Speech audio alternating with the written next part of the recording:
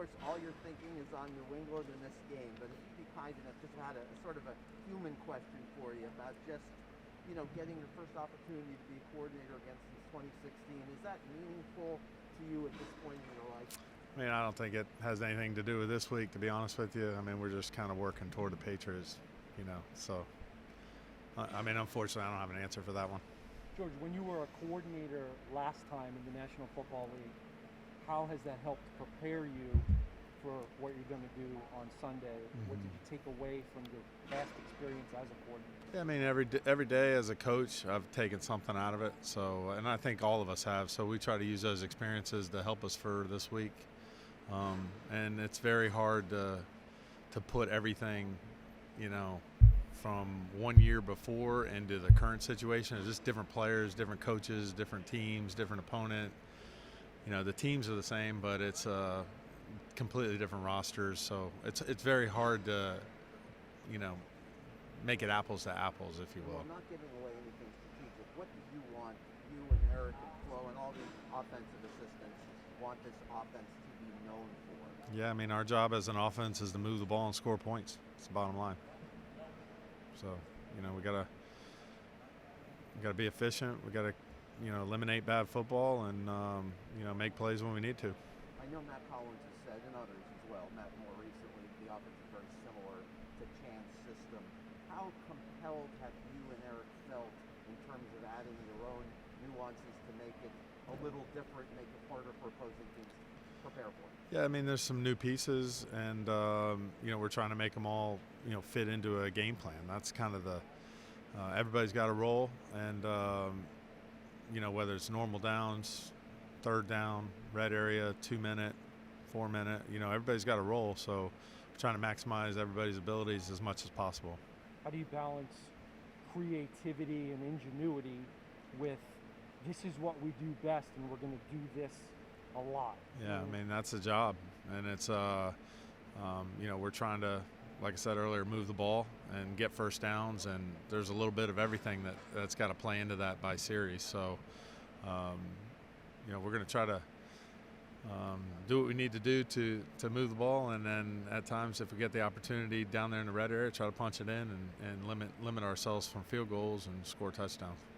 Not only is this your first game as Dolphins offensive coordinator, but you're going up against an all-time great NFL coach with a defensive mind in Belichick. Does that make the experience even more interesting? Is it a challenge that you like going up against a coach of that quality?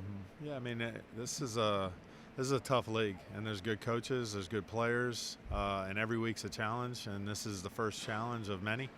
And so, we're going to have to be, especially against a quality opponent, division opponent, good coaching staff, good players that we're going against. So we're going to have to be, sharp and executing, right off the bat here. Even though it's game one, that's our expectations. George, with Flo saying that the team is preparing to go without Austin Jackson on the COVID list, how do you feel about the depth at the offensive tackle position, the options including Greg Little, Liam Eichenberg, Jesse Davis? Yeah, I think last year's experience was helpful for everybody, and to realize that this could happen at any point. Could be a coach, could be a quarterback, could be a running back, lineman, receiver. I mean, everything's real, and when that happens, it's the next man up, and that's what the NFL is.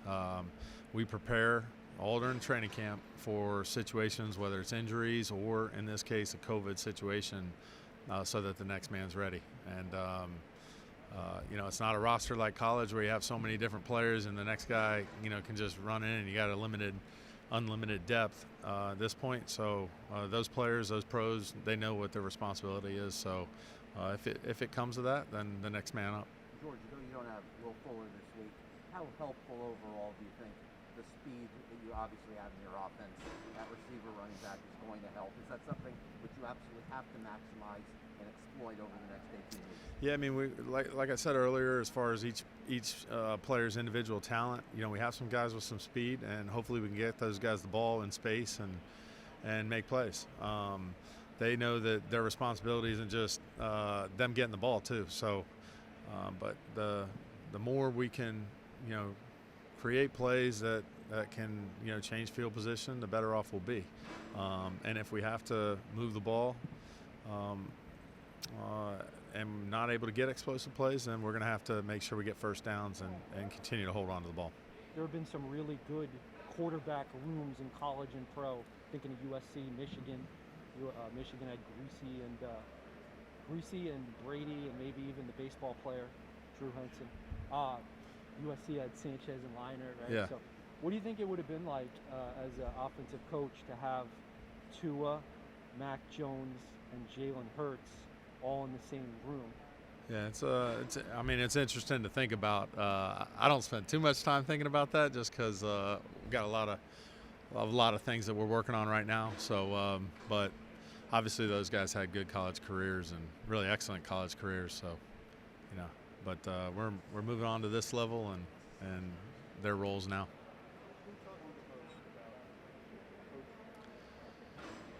When you coach this long, I think everybody's got a part of it. So, just from even the lowest level to the highest level. So I've learned a lot from every coach I've worked for, and I'm still learning a lot. I think assistants, the other side of the ball, listening to special teams coaches. As a coach, you always try to take something from everyone. I want to ask you, going back to Houston, long time, many years ago. Now, you served as the offensive coordinator, but I don't get the impression that you called plays based on what I've read. Okay. Correct? Not correct? No. Okay. All right. Okay. So you did call plays. What does this opportunity provide for you again to be an offensive coordinator? I just really worry about the current day and what the job is. I don't really look at big picture like that. So, we all have responsibilities here, and we work together as a unit. So that's how it's always been wherever I've been, whether I've been an assistant or, a coordinator level. We've got another game coming up here. This is an important one because it's the start of the season, and we want to get off to a good track. So, right now there's really not much thought into that, to be honest with you. With the Patriots, I've always looked at their scheme as, before you guys started running it, it's very complex because there's so much variation in terms of what they do. How much does it help that you actually face that type of defense, and this is something that's familiar to you guys? Yeah, they're a division opponent, so we study these division teams, quite a bit. So we try to familiarize ourselves with them as much as possible. And, knowing that they're the first game of the season, just like they know us, there's a lot of time to prepare. So that part of it,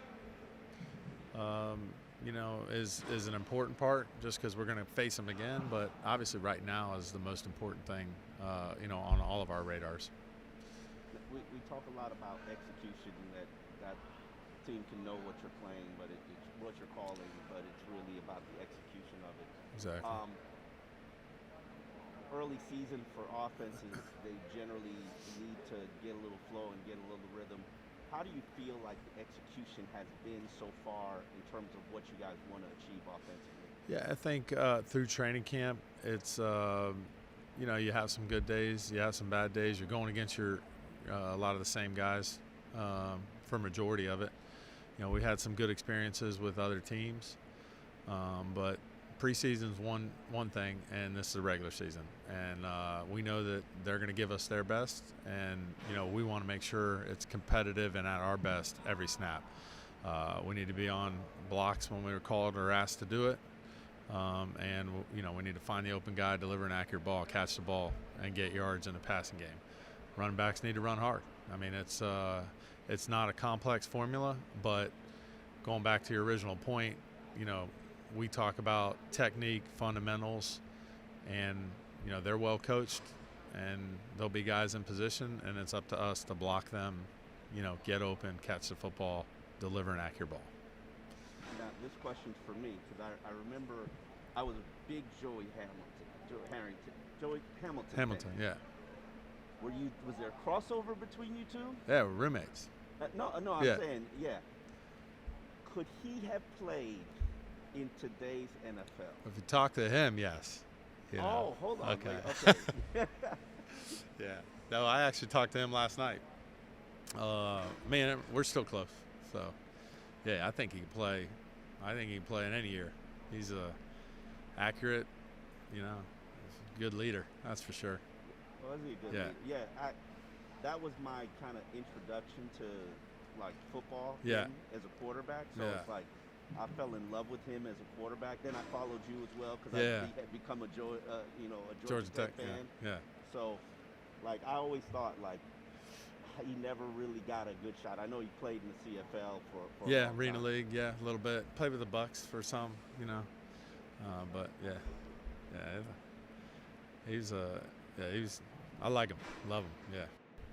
What, in your view, does that look like when it's running successful the way you want it? Yeah, I mean it's there's a lot of advantages to it, and then some things offensively we got to make sure we're doing to keep that advantage, and so I think that's a part of the game, just like any form of an offense, whether it's a two-back run or a one-back team or an empty team or motion team. It's just another tool that an offense can use. So I think that's how we look at it. I don't know if that gives you really a lot of clarity on that, but there's certainly some things in all of those different phases that can cause defenses problems. So that's why they're all used, and then it's up to us as an offense to be able to execute all of them, So. I know when Tua was coming out, there was a lot of talk about him because he was really good in that part of the game. Yeah. I guess when you see that from him and kind of go back to watching that, how much can you pull from that game to make a part of your own versus it just being a small mistake? I don't know how much of that realistically be Yeah. part of the NFL. I mean, there's a lot of variables there. He's pretty good at a lot of different phases in college as far as executing for that team, and play action, regular boot game. So that was part of the reason we looked at him and liked him, and so this is obviously a jump in personnel and who's playing and strategy. So. A lot of those variables kind of play into that more than it does just actually copy pasting, if you will, a play. That's a little bit harder to do. Right. That makes sense. Let me ask you about, I guess, the tempo element. We talked a lot about that last year when Shane was here, because Tua said he liked that, and I think you guys have done some of that. When you add tempo, I guess, what do you view as that variable helping that? Yeah, and it's another way to play the game. Even in I'd say every offense I've been at some point, you either use it for a certain amount of plays, you may use it for more in another game, you may not use it at all in another game. There's a lot of factors in that, and I would just put that in the same bucket as, an empty play or RPO or, that type of bucket more than anything. It's just another way to play the game, and I don't think you can live in any one way and be successful at this level.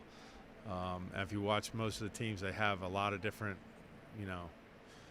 let's call it modes that they play the game in offensively, and you're trying to create your offense to have as many as possible in case defense takes away one. That's kind of, at some point, so much film and so many good coaches and players that you're going to have a variety with that.